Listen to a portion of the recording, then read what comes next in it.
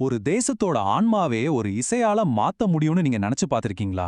இன்னைக்கு நாம அப்படி ஒரு இசைய உருவாக்குன ஒரு மனுஷனோட கதைய தான் பார்க்க போறோம். இது வெறும் ஒரு கதை இல்ல. ஒரு சாதாரண கிராமத்துல ஆரம்பிச்சு உலகமே திரும்பி பார்க்குற அளவுக்கு பெரிய பெரிய கச்சேரி அரங்கங்கள் வரைக்கும் போன ஒரு காவிய பயணம். இது இசைஞானி இளையராஜாவோட கதை. யோசிச்சு பாருங்க. இந்த வார்த்தைகளை சொன்னது யாரு தெரியுமா? உலகத்தோட மிக கடுமையான விமர்சகர்கள். அவங்களே வாயடைச்சு போய் சொன்ன வார்த்தைகள் இது. ஆனா எப்படி ஒரு சின்ன குக்கிராமத்துல இருந்து வந்த ஒரு பையன் எப்படி ஒரு உலக இசை சக்தியா மாறினா? இது புரிஞ்சுக்க நாம் அவரோட பயணத்தை முதல் அடியிலிருந்தே பார்க்கணும். வாங்க ஆரம்பிக்கலாம். நம்ம கதை தொடங்குறது 1943ல பண்ணைப்புறம்னு ஒரு சின்ன கிராமம். அங்க ஒரு ஏழை குடும்பத்துல ஞானதேசிகன்னு ஒரு குழந்தை பிறக்குது. அந்த குழந்தைக்கு புழுதி படிஞ்ச வயல்வெளி தான் விளையாட்டு மைதானம். காத்துல மிதந்து வர்ற நாட்டுப்புற பாடல்களோட தாளம் தான் அவனுக்கு தாலாட்டா இருந்துச்சு. அவனோட உலகம் அந்த மண் வாசனையாலையும் இசையாலையும் நிரம்பி இருந்துச்சு.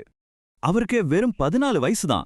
அப்போ அவரோட அண்ணனோட பாவலர் பிரதர்ஸ் இசைக்குழுல சேர்ந்து தன்னோட பயணத்தை ஆரம்பிக்கிறாரு. அடுத்த 10 வருஷம் வாழ்க்கையே ரோடுல தான். இது ஏதோ ஸ்கூல்ல போய் படிக்கிற படிப்பில்ல. இது மக்களோட இதய துடிப்ப நேரடியா புரிஞ்சுக்கிட்ட ஒரு அனுபவம். அவங்களோட சந்தோஷம், துக்கம் எல்லாத்தையும் இசையா மாத்தின ஒரு பாடம். சொல்லப்போனா இந்த அடித்தளம்தான் பின்னாடி அவரோட இசைக்கு உயிரே கொடுத்துச்சு. 1968 மெட்ராஸை நோக்கி ஒரு பயணம். நாளைக்கு என்ன நடக்கும்னே தெரியாத ஒரு பெரிய பாய்ச்சல் அது. அங்க வந்து சும்மா இல்ல, பகலா படிச்சாரு. வெஸ்டர்ன் கிளாசிக்கல் மியூசிக்ல தேர்ச்சி பெற்றாரு. ஒரு பக்கம் இப்படி படிப்பு, இன்னொரு பக்கம் மத்தவங்களுக்காக வாத்திய கலைஞரா வேலை. ஆனா இது எல்லாத்துக்கும் நடுவுல அவருக்குள்ள அவரோட சொந்த இசை, அது ஒரு எரிமலை மாதிரி கொதிச்சிட்டு இருந்துச்சு. வெளியே வர்றதுக்கு காத்துட்டு இருந்துச்சு. அப்புறம் அந்த வருஷம் வந்துச்சே, எல்லாத்தையுமே மாத்தி போட்ட ஒரு வருஷம். ஒரே ஒரு படம் இந்திய இசையில ஒரு புரட்சியை உண்டாக்க போகுது. ராஜாங்கிற பேரு சரித்திரத்துல இளையராஜான்னு பொறிக்கப்பட போற தருணம் அது.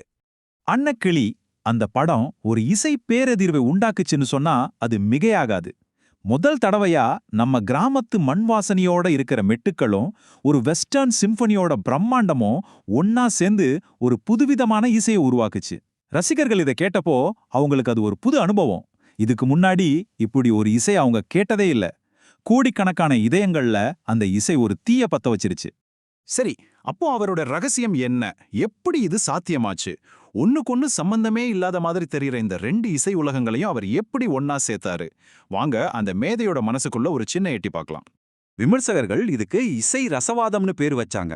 அதாவது ஒரு நொடியில நம்ம கர்நாடக ராகத்தோட ஆன்மாவையும் அடுத்த நொடியே பாக்கோவோட சிக்கலான இசையமைப்புகளையும் அவரால் ஒரு பாட்டுக்குள்ள கொண்டு வர முடிஞ்சது. யோசிச்சு பாருங்க. அவர் இசைய வச்சு ஒரு ஓவியம் தீட்டினாரு. அந்த ஓவியத்துக்கு மொழி கிடையாது.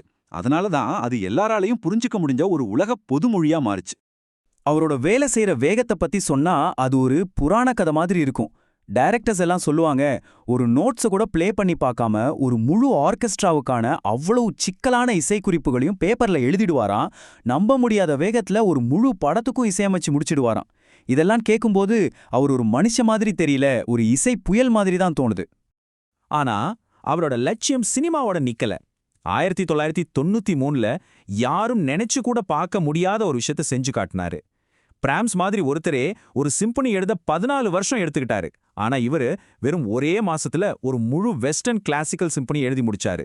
அது மட்டும் இல்ல, அத லண்டன்ல இருக்கிற உலக புகழ் பெற்ற ராயல் ஃபில்ஹார்மோனிக் ஆர்கெஸ்ட்ராவா வச்சு ரெக்கார்டும் பண்ணாரு.